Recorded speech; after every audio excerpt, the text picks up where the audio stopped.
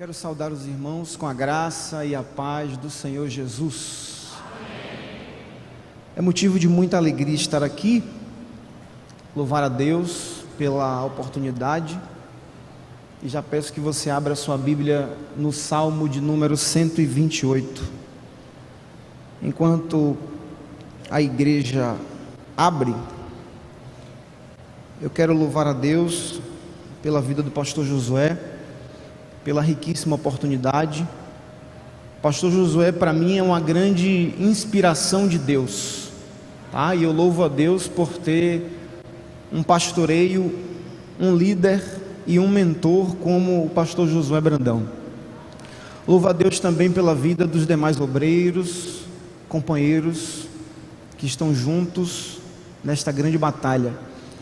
Louvo a Deus pela vida dos adolescentes, instrumentos de Deus para a minha vida. Abaixo de Deus, eles são o principal instrumento de Deus para me ensinar nessa caminhada ministerial. Louvo a Deus pela vida da minha esposa. A minha esposa é uma verdadeira videira frutífera na minha vida. Eu louvo a Deus por isso. Salmo de número 128. Quem achou, diga amém. Eu prometo não demorar, prometo seguir à risca o tempo, se for da vontade de Deus, e eu vou falar aquilo que o Senhor me mandou falar. Salmo de número 128, um salmo muito conhecido, diz assim: bem-aventurado aquele que teme ao Senhor e anda nos seus caminhos, pois comerás do trabalho das tuas mãos, feliz serás e te irá bem. A tua mulher será como uma videira frutífera aos lados da tua casa, os teus filhos como plantas de oliveira à roda da tua mesa. Eis que assim será abençoado o homem que teme ao Senhor. O Senhor te abençoará desde Sião, e tu verás o bem de Jerusalém em todos os dias da tua vida, e verás os filhos de teus filhos, e a paz sobre Israel. Quem pode dizer amém? Pode sentar, meus irmãos, por favor. O Salmo 128, como eu havia dito no início, é um salmo muito conhecido, e para a maioria dos estudiosos é conhecido como o Salmo da Família. E se eu pudesse dar um tema para esta reflexão que nós vamos tratar aqui, eu diria que o tema seria as bases de uma família. As bases de uma família. As bases de uma família. É muito comum observarmos nas redes sociais postagens de diversas pessoas de diversas idades falando sobre família e a chamando como base. A família como a base de tudo. Mas nós estamos diante da pós-modernidade, uma era também conhecida como a era contemporânea, que traz como os seus princípios três principais. O primeiro deles, o relativismo. A verdade, ela não é mais absoluta como no século passado. A verdade agora é relativa. Existem diversas verdades. E estudando um pouco sobre isso, eu percebi que muitos de nós confundem verdade com percepção. Percepção é algo que eu vejo. O que eu vejo não necessariamente é verdade. A verdade, ela não depende da minha opinião para se tornar verdade, para ser verdade. Então este é o principal princípio da pós-modernidade, o relativismo. O segundo princípio é a privatização. As coisas, elas não são só relativas, como ela é privativa. Você tem a sua verdade, eu tenho a minha verdade. Você tem o seu Deus e eu tenho o meu Deus, como se Deus fosse um objeto. E por último, o terceiro princípio da pós-modernidade é o secularismo. Para de espiritualizar tudo e vive a sua vida. Na Inglaterra, inclusive, um sociólogo famoso e rico, ele comprou uma postagem na mídia de aproximadamente 1000 ônibus coletivos em Londres e colocou uma plotagem: viva a sua vida, Deus não existe. Esta é a era em que nós estamos vivendo, a era onde o casamento está sendo banalizado, a era onde estamos trocando a autoridade dos pais pela autonomia dos filhos, uma era onde os filhos são rebeldes, uma era onde as pessoas estão preferindo ser o que têm ao invés de ter o que são. Uma era marcada por uma sociedade que vive de aparência, de ostentação.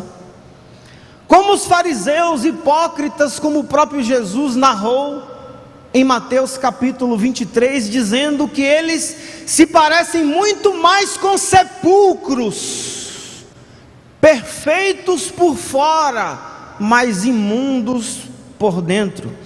Mas a igreja de Cristo, a noiva do Cordeiro, está sendo adornada, que tem como vaidade um coração quebrantado, que tem como oferta um coração contrito, uma vida transformada pelo poder do Espírito Santo, uma promessa de esperança, a chegada do grande dia. Que dia é esse? A vinda do noivo para festejar com a sua noiva gloriosa. Precisamos mudar de mentalidade, como o apóstolo Paulo escrevendo aos Romanos no capítulo 12, que não devemos nos conformar com este mundo, mas sermos transformados pela nossa mente. O próprio apóstolo Paulo, escrevendo a carta aos Efésios, ele disse no capítulo 2, em que em outro tempo andávamos segundo o curso deste mundo, andando nos desejos da nossa carne, mas agora vivemos em Cristo, pois a graça nos alcançou. É interessante que este salmo aqui, ele é intitulado como Salmo da Família, mas ele não começa falando de família, ele começa falando de indivíduo. Porque o texto diz: bem-aventurado ou bem-aventurada aquele que teme ao Senhor e anda nos seus caminhos. Está falando de família? Está falando de indivíduo. E indivíduo, antes de ser pai, antes de ser mãe, antes de ser esposo, antes de ser esposa, é indivíduo. O salmo começa falando de indivíduo, e indivíduo precisa atingir a plenitude de Deus, porque a palavra indivíduo significa indivíduos no latim, que quer dizer indivisível. Indivisível. Então, antes de eu me dividir para a minha família, eu preciso atingir a plenitude em Deus. O texto vai dizer: bem-aventurado aquele que teme ao Senhor e anda nos seus caminhos, pois do fruto do seu trabalho comerá, tudo vai bem, e além de tudo ir bem, será feliz. Quem está entendendo? Então, antes de ser sacerdote, ele é indivíduo, e o indivíduo ele precisa de pelo menos duas coisas. A primeira delas, propósito.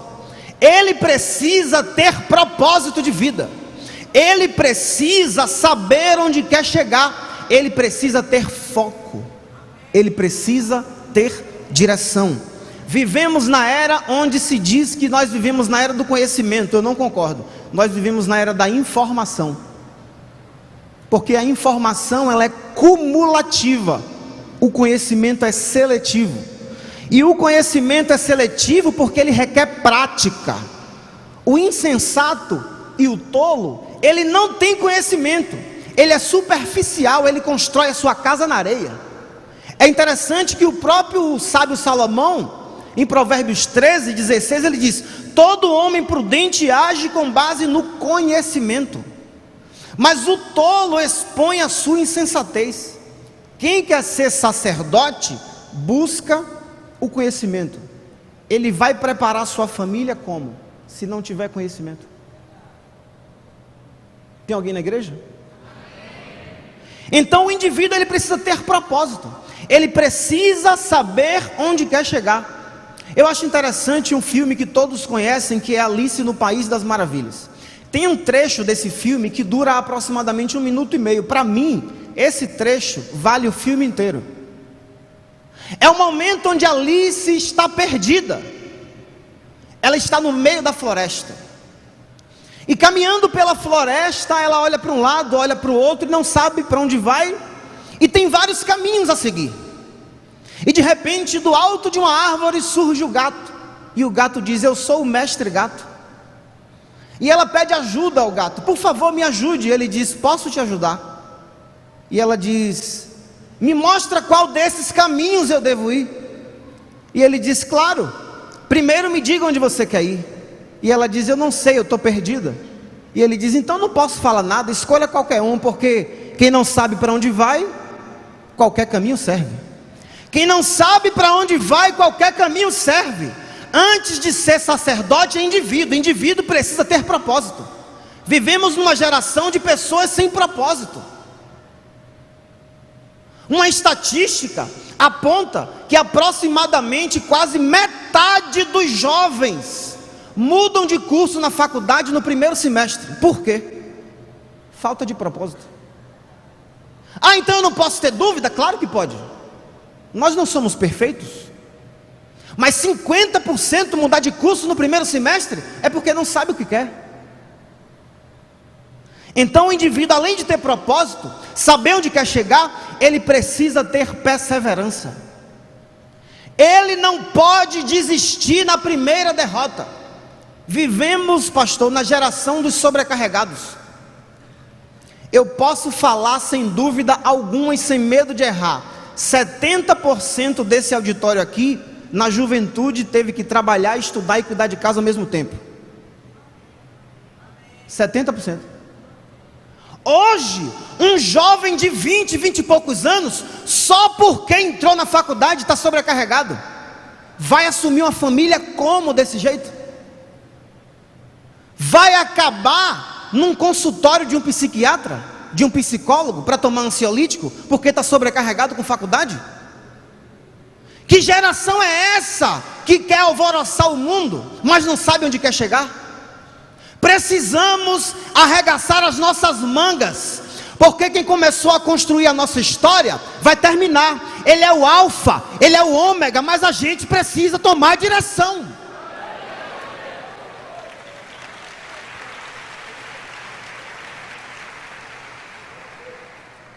O indivíduo precisa ter foco, precisa saber onde quer chegar e precisa ter perseverança. A família, ela foi a primeira instituição criada por Deus. E instituição requer sacerdote. Sacerdote precisa oferecer sacrifícios. Sacerdote precisa interceder, ensinar, ministrar e disciplinar. Êxodo capítulo 30, a Bíblia vai dizer que Arão, sumo sacerdote, ele oferecia sacrifícios pelo povo no tabernáculo. O mesmo livro, no capítulo 32, diz que Moisés intercedia pelo povo perante o Senhor. Como este indivíduo vai ser sacerdote? Como ele vai se dividir para a família, se ele ainda não está formado e pior, não está sendo preparado pelos pais? Quem quer ser grande, pensa como gente grande. Um dia um jovem me perguntou: Luiz, por que na nossa igreja a gente não está vivendo ainda Joel 2:28, onde os jovens teriam visões? Por quê? Eu respondi a ele com outra pergunta. Eu falei assim: em Êxodo 3, Moisés estava apacentando ovelhas.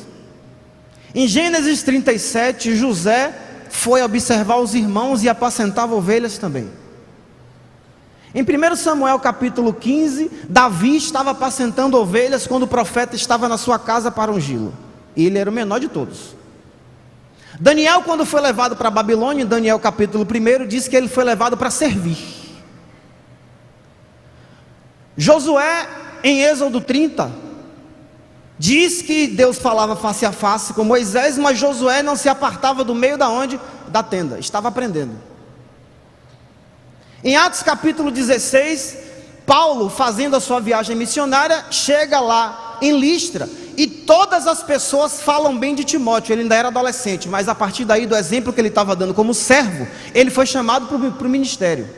Eu perguntei para ele, qual é a diferença deles? O que é que eles têm em comum? Todos são jovens.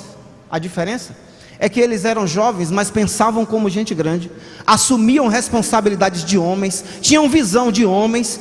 E o que é que acontece? Assumiam responsabilidade de homens. Como é que a gente quer viver, Joel 2:28, se nós estamos diante de uma geração de jovens que não está conseguindo nem dar conta de coisa de criança, porque tem menino de 20 que a mãe trata como se tivesse 12.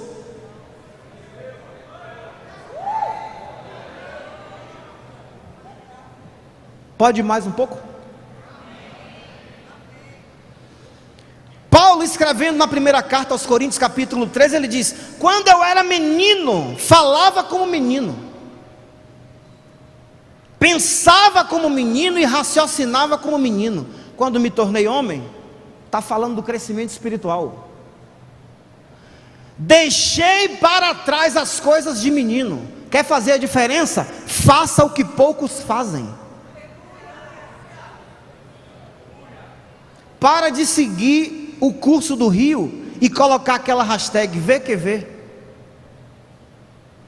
Você veio para fazer a diferença nesta geração. Não basta ficarmos olhando e vendo para o culto e sentindo a presença de Deus e dizendo que Feira de Santana vai ser impactada, se a gente não sai do lugar e as nossas atitudes não mudam. É preciso se apossar da promessa que o Senhor fez sobre a nossa vida, para de fato fazer a diferença e glorificar o nome dEle nesta cidade. E aí no versículo 3 o texto começa a falar de casamento agora. Agora o texto vai falar de casamento. No versículo 3 ele diz: a tua mulher será como videira frutífera aos lados da tua casa, e os teus filhos como plantas de oliveira à roda da tua mesa. Agora ele é esposo. Agora ele começa a falar de casamento. E por falar em casamento, a estatística do divórcio no Brasil, ela é impressionante. Se a gente for analisar do ponto de vista sociológico, o divórcio no Brasil é muito recente. O divórcio no Brasil tem 40 anos apenas. Dezembro de 77.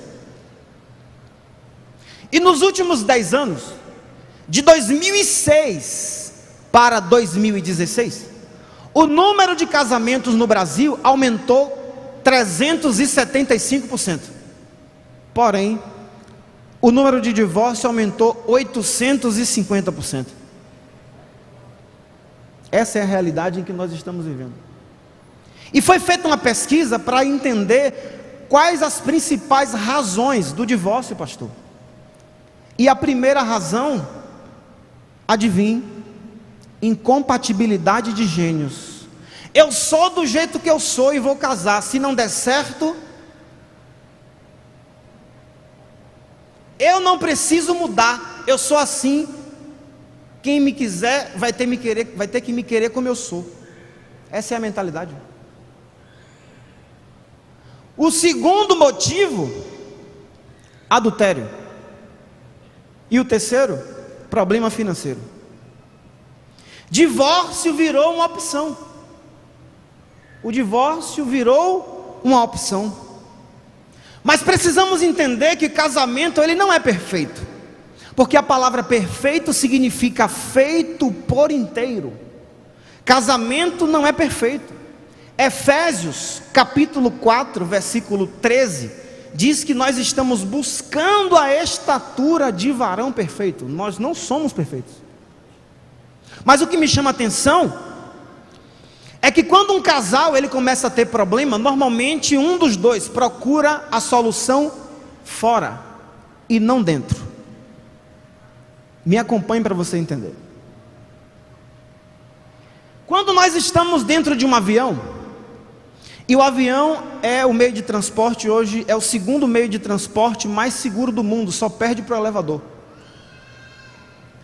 Quando o avião está em cruzeiro, e ele vai passar por uma turbulência, o piloto diz, os comissários mandam você sentar, se de repente você estiver em pé, manda você colocar o cinto, e ficar o quê?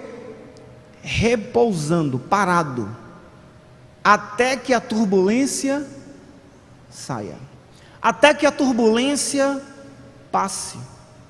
No nosso casamento, muitas vezes, quando acontece alguma turbulência, a gente procura solução fora, vai conversar com um, vai conversar com outro, vai pedir opinião para um, vai pedir opinião para outro, mas a palavra do Senhor nos diz assim: quando quiser falar comigo, entra no teu quarto, entra no teu quarto, vai para o secreto e fala com Ele no secreto, apresenta Ele no secreto, porque é no secreto que Ele te responde. A solução não está fora, a solução está dentro. O filho pródigo enxergou a solução fora, precisou cair em si. O Senhor está falando com alguém aqui para cair em si hoje e parar de buscar a solução fora. A solução está dentro. Coloca o teu joelho no chão que eu tenho resposta para ti.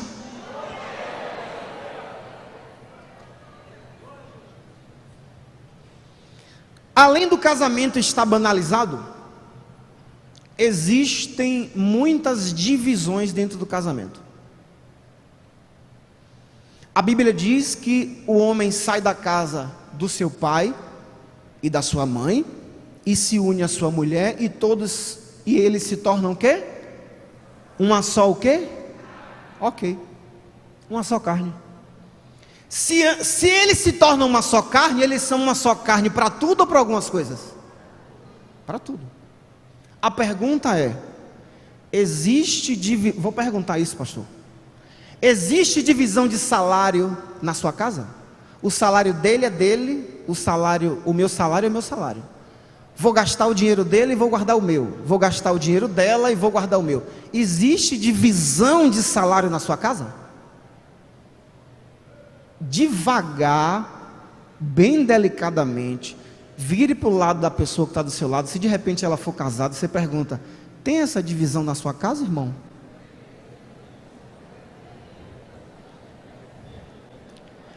Não existe a possibilidade de haver divisão de salário no casamento. Sabe por quê? Como pode na intimidade vocês serem uma só carne, mas nas finanças vocês serem duas? Casamento que tem divisão de renda não é casamento, é sociedade empresarial. Efésios capítulo 5, versículo 23, diz assim: porque o marido é a cabeça da mulher, como também Cristo é cabeça da igreja, sendo Ele próprio Salvador do corpo, de sorte que, assim como a igreja está sujeita a Cristo, assim também as mulheres sejam em tudo sujeitas aos seus maridos. Vós maridos, amai vossas mulheres também como Cristo amou a igreja e assim se entregou por ela, para santificar, purificando-a com a lavagem da água pela palavra. Preste atenção: para apresentar a si mesmo igreja gloriosa, sem mácula, nem ruga, nem coisa semelhante, mas santa e irrepreensível. Assim devem os maridos amar as suas próprias mulheres, como a seus próprios corpos. Quem ama a sua mulher, ama-te a ti mesmo. Está na Bíblia. Casamento não pode haver divisão de salário. Vocês são uma só carne. Se você na intimidade é uma só carne, mas no salário são duas, isso não é casamento, é sociedade empresarial. Quem é espiritual na intimidade e carnal no dinheiro, preste atenção, não está servindo a Deus. Porque Mateus capítulo 6 diz que não podemos servir a dois senhores. Quem está entendendo? Não dê brecha para mácula. Santifique sua esposa, meu amigo. Santifique a sua esposa. Gálatas capítulo 6. Quem semeia na carne colhe ruína, mas quem semeia no Espírito, do Espírito colhe vida eterna. Só quem está entendendo glorifica o Senhor.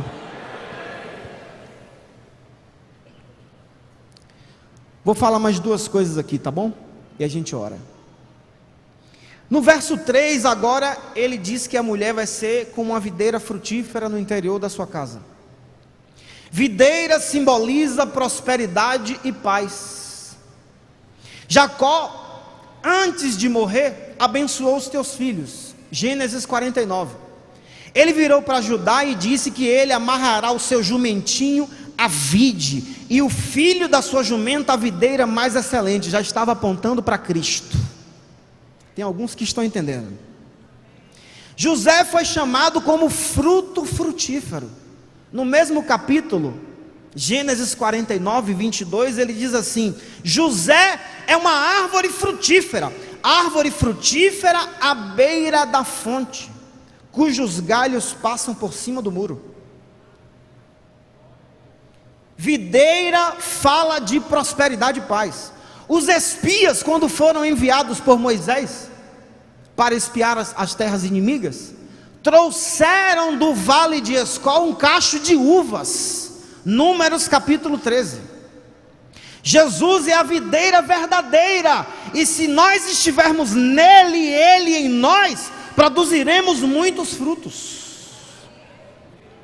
A videira também é povo escolhido. Videira simboliza prosperidade e paz, mas videira também é povo escolhido. O Salmo 80, versículo 8 diz: do Egito trouxeste uma videira, expulsaste as nações e a plantaste. Jeremias capítulo 2 ele diz: eu a plantei como uma videira seleta. Jeremias 2, 21, quem quiser anotar. De semente absolutamente pura, como então contra mim você se tornou uma videira degenerada e selvagem? Deus escolheu lugar, plantou, cultivou, investiu na vinha, mas ela deu uvas bravas. Estava se referindo a Israel, ao povo escolhido. Isaías 5, versículo 2, ele diz: ele cavou a terra, tirou as pedras e plantou as melhores videiras, constituiu uma torre de sentinela e também fez um tanque de prensar uvas. Ele esperava que dessas uvas boas, que desse uvas boas, mas deu uvas azedas. O Senhor estava falando do povo escolhido. Nós estamos falando da esposa como videira frutífera. O povo escolhido não deu bons resultados, não deu frutos bons. Mas eu quero dizer para você que o próprio texto nos diz que o temor e a obediência é garantia de frutos bons. Quem teme ao Senhor, temor, e anda nos seus caminhos, obediência. Obediência e temor é garantia de frutos bons. A videira que Deus plantou, o povo, ele precisou cultivar. A videira que Deus plantou, ele precisou cultivar. A sua videira, a sua esposa, já está dando frutos bons, meu amigo. Cultive-a. Cultive a sua esposa. Quem está entendendo isso? A videira é arbusto e precisa de apoio.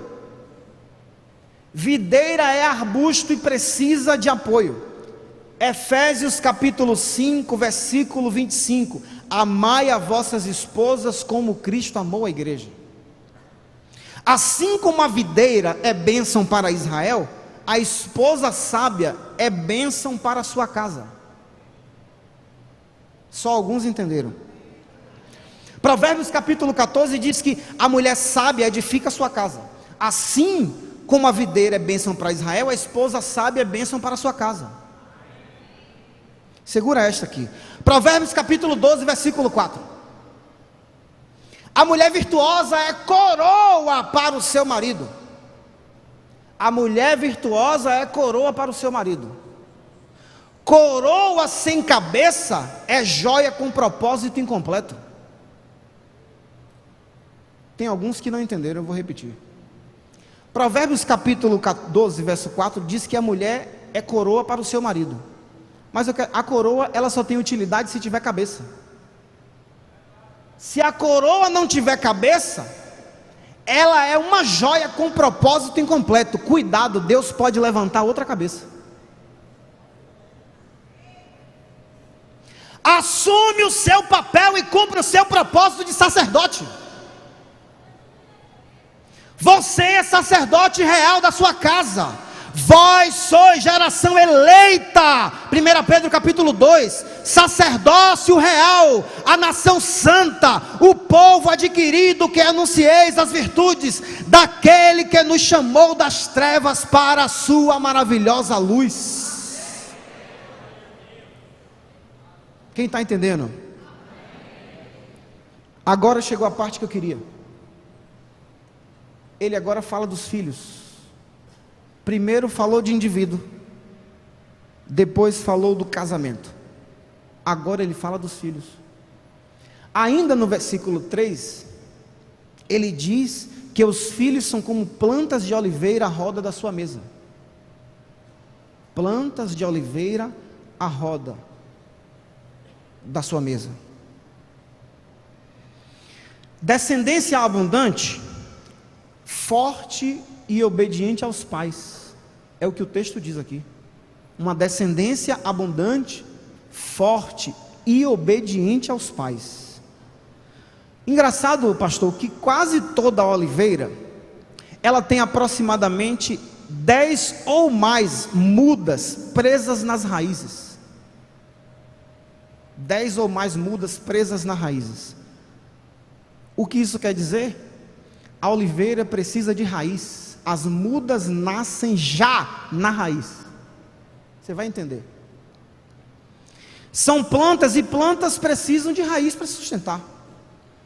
Olhe para quem está do seu lado. Se a pessoa tiver filho, com calma, sem magoar o irmão, você pergunta: como você tem sustentado seus filhos? O sustento aqui não é sustento financeiro, porque, segundo os sociólogos pós-modernos, o sustento que os pais estão oferecendo, na maioria dos casos, praticamente 90% dos casos, é sustento financeiro. Eu estou me referindo a sustento emocional, sustento ético, moral e espiritual. Como você está oferecendo isso para os seus filhos? Oliveira é bênção, e filhos abençoados honram os seus pais. Provérbios capítulo 13 diz: o filho sábio ouve a instrução do pai, mas o escarnecedor não atende à repreensão. Como você tem estruturado os seus filhos? Eu amo meu filho, eu dou de tudo para o meu filho, eu dou o melhor para o meu filho. Você aprendeu em que Bíblia que você tem que dar o melhor para o seu filho? Você só chegou onde chegou graças às dificuldades e os intempéries que você viveu até hoje. E você não quer que seu filho passe por intempéries nenhum? A psicologia vai dizer que a capacidade de resiliência, ou seja, de cair e levantar, vem exatamente das quedas que a gente toma. O problema, pastor, é que os pais dizem assim: vá por aqui, e o filho não vai, vai pelo outro lado. Aí o pai diz: não vá por aí, ele insiste. Aí o filho insiste, vai. O problema, sabe o que é? O problema é que quando o filho vai por onde não deveria ir, acontece o quê? Não cai não, o problema é todo esse. Era bom que caísse, porque na hora que ele está prestes a quebrar a cara, o pai bota a mão. O problema todo está aí. Não ensina nada, não deixa ele provar sua própria dor para crescer. Para de ficar com peninha, sabe por quê? Porque quem teve peninha de você te ensinou, mas te ensinou deixando você sofrer, e você se tornou quem você se tornou hoje: um grande pai, uma grande mãe, um servo, uma serva de Deus, um grande homem, uma grande mulher de Deus.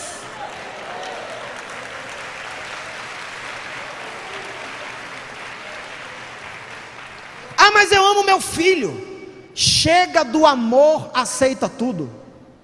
Amorosidade sem racionalidade é mera boa intenção. De boa intenção, não vou nem completar a frase.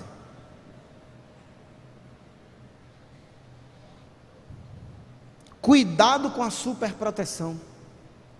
O sábio Salomão disse em Provérbios 13, 24: quem nega disciplinar o seu filho não ama. Quem ama, corrige. Está na Bíblia, irmão. Medo de perder o amor dos filhos. Há 50 anos atrás, pastor, os filhos obedeciam aos pais, sabe por quê? Porque tinham medo de perder o amor dos pais. Tem muitos doutores em psicologia que estão estudando essa questão da autoridade dos filhos há 50 anos atrás, que diz assim: o pai só bastava... E o filho, a pergunta foi: por que eles se comportavam assim e hoje não mais? Eles descobriram que os filhos tinham medo de perder o amor dos pais. Hoje é o contrário, os pais têm medo de perder o amor dos filhos. Os pais estão trocando a autoridade deles, de pai, de mãe, pela autonomia dos filhos. Até as férias da família, quem decide? Os filhos. Onde vai jantar? Os filhos decidem. Não, porque ele gosta daquele restaurante. E os filhos começam a aprender que as coisas é do jeito que eles querem. E depois a gente diz assim: eu perdi o meu filho para a faculdade, eu perdi o meu filho para aquele grupo de amigos. Pais não perdem filho fora de casa, perdem filhos dentro. Que nota você dá para a sua relação com seu filho dentro de casa?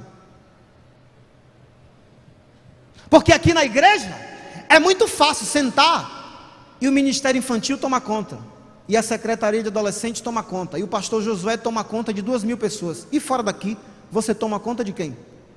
Pagando a escola? Eu vou parar aqui, pastor, tá?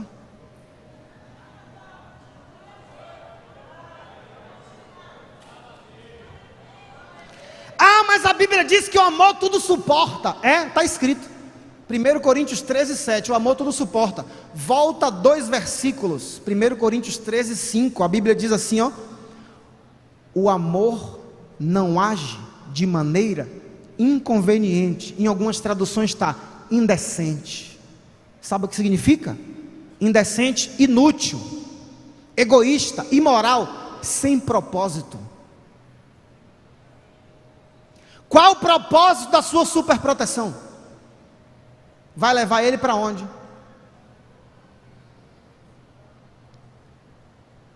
Efésios 6, 4. E vós, pais, não provoqueis a ira em vossos filhos, mas criai-os na doutrina e admoestação do Senhor. A pergunta é: como provocar a ira no meu filho? Como? Não dando exemplo. Os filhos são espelhos dos pais. O próprio Jesus, em João 5,19, diz: eu sou o filho e ele é o pai. eu faço o que ele faz, porque o filho faz aquilo que vê o pai fazer. Hoje, pastor, os filhos estão aprendendo mais o que não ser com os pais do que o que ser. Tem adolescente aqui na igreja que diz assim: eu não quero ser como meu pai. É doído ouvir isso, pastor, porque é muito lindo a gente ouvir um filho seguindo os passos do pai. A gente olha, não precisa ser o jeito de andar não, mas a forma de falar, a forma de conduzir as coisas, os princípios, os valores. É lindo de ouvir, de ver isso. Uma filha que segue os princípios da mãe, os exemplos da mãe. O próprio Jesus, antes de partir, em João capítulo 13, ele lava os pés dos discípulos e diz: assim como eu vos fiz, façais vós também, porque eu vos dei exemplo.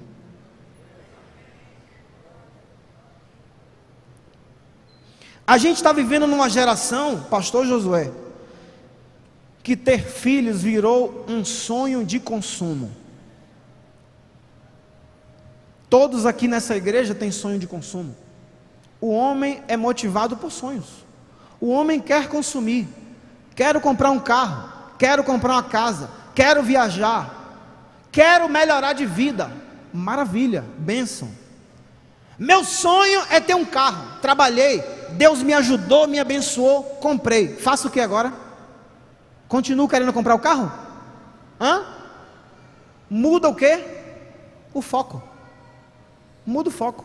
Meu sonho de consumo agora é outra coisa. Por que ter filhos virou sonho de consumo? Porque hoje, pastor, a mulher, quando descobre que está grávida, tem que tirar foto do exame e postar na rede social, senão não tem graça. Quando faz a primeira morfológica, tem que mostrar a imagem em 3D ou de 4D do filho, senão não tem graça.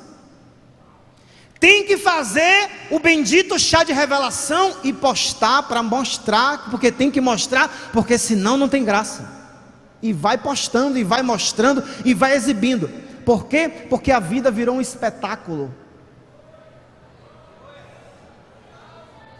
Jesus curava, Jesus salvava, cego via, aleijado levantava. Chegaram para Jesus e disseram assim: o que você faz não se faz em secreto, tira foto e posta na rede social. Ele disse assim: o meu tempo não é chegado, mas o vosso tempo sempre está pronto. Hei de o dia chegar que eu serei glorificado, para que toda a nação seja salva. Mas estamos diante de uma geração que quer fazer espetáculo.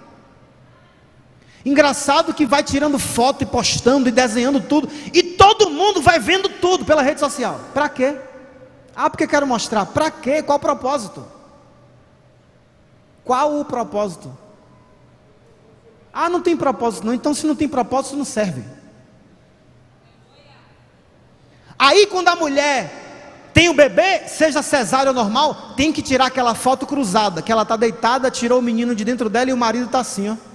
E tira selfie e posta, porque se não fizer isso não tem graça. Me acompanhe que você vai entender. Aí o menino nasce.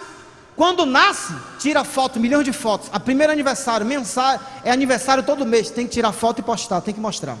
Tem que mostrar.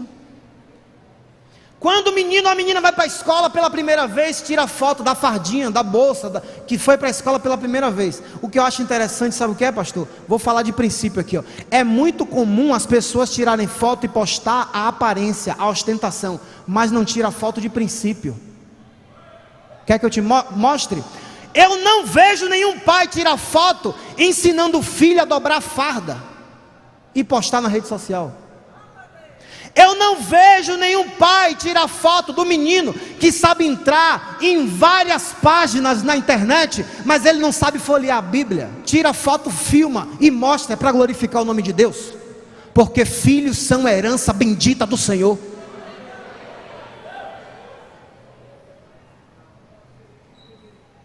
Elogie com palavras, conquiste com atitudes e ensine com exemplos.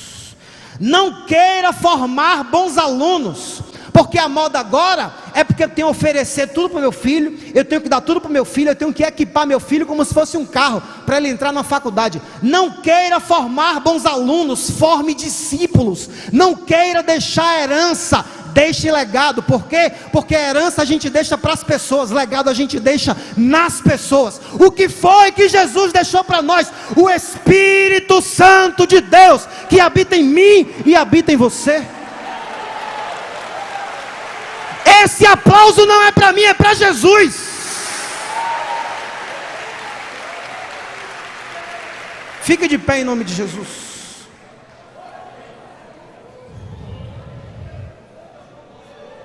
Salmo 128, Salmo da família.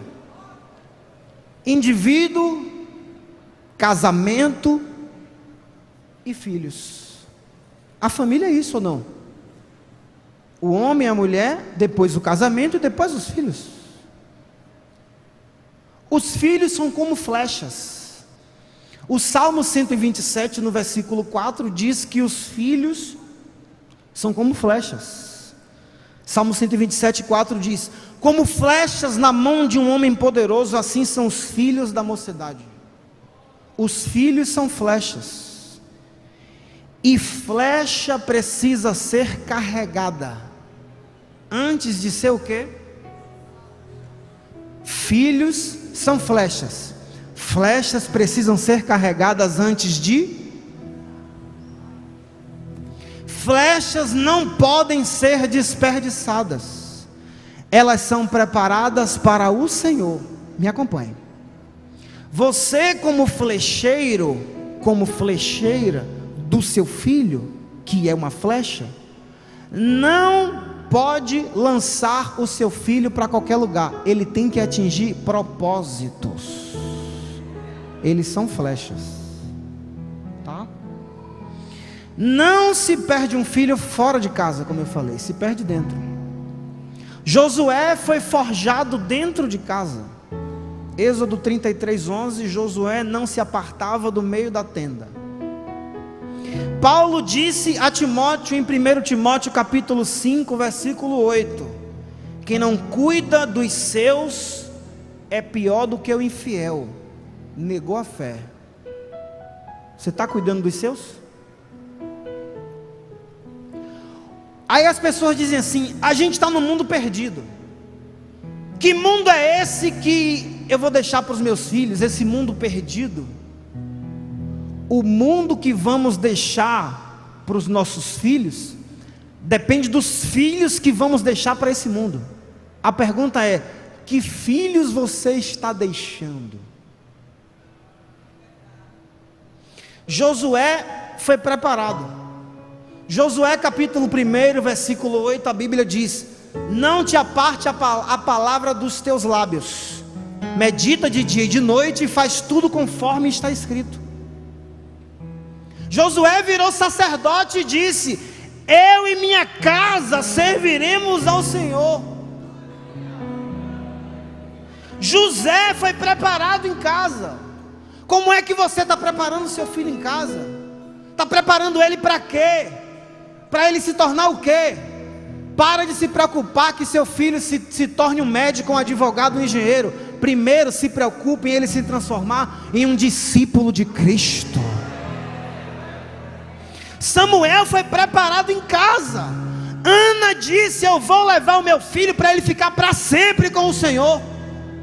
Tem pai que fica incomodado porque o filho está se entregando nos braços do Senhor e está se dedicando à obra. Não interfira naquilo que Deus começou a fazer. Daniel foi preparado em casa. Timóteo foi preparado assistindo de perto as dores de Paulo. Ensina o teu filho no caminho que deve andar. Por quê? Porque depois ele não se desviará dele. Ensinar no caminho não é apontar, é pegar na mão e dizer: vem comigo, me copia, faz como eu estou fazendo. Olha para seu pai, olha para sua mãe e repete.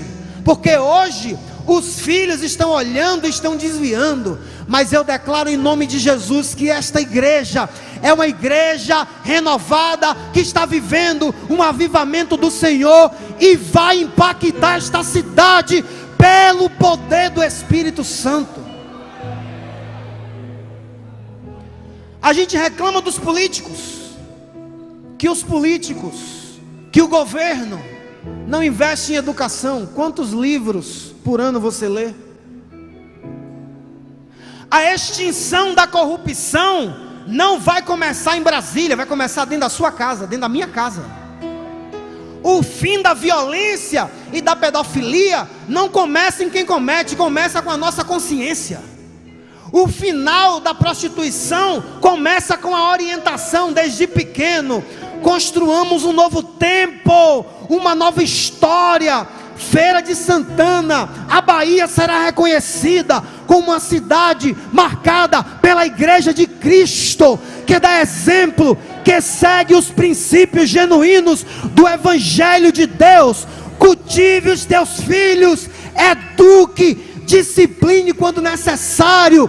Não teremos filhos para a perdição. A nossa descendência será poderosa na terra. Glorifique o nome do Senhor.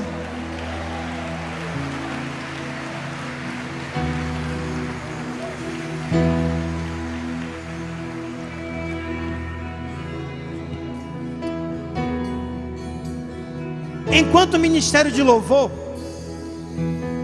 vai ministrar esse louvor aqui, eu quero convidar aqui à frente somente as pessoas que ouviram esta palavra e sentiram de Deus que existe algo na sua família, seja no seu casamento, seja na sua relação com seus filhos, com seus irmãos, que precisam de uma intervenção de Deus. Se você sentiu isso de Deus, vem aqui à frente. No coração de Deus, meu tesouro é. O Senhor está quebrando ferrolhos para fazer da sua família um grande exemplo para a glória dele. E quero estar lá em casa. Lá em casa posso ser quem realmente sou. Adore a Ele, glorifique e clame. Diferenças até poderão acontecer, mas quando a mágoa tem razão, prevalece o perdão.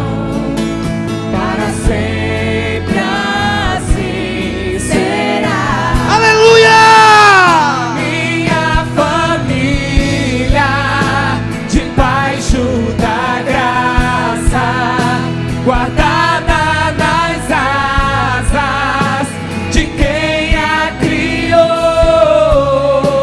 Bem-aventurado eu sou por ter meu lar na presença do Senhor. Aleluia!